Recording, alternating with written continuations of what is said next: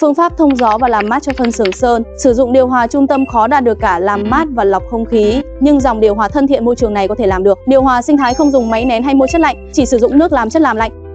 Vừa làm mát vừa thông gió và lọc bụi, đồng thời tăng độ ẩm nhẹ trong không khí, giúp phân xưởng không bị ngột ngạt hay khô rác. Chi phí vận hành và điện năng tiêu thụ chỉ bằng khoảng 1/10 so với điều hòa trung tâm. Bảo trì và bảo dưỡng sau này cũng rất đơn giản.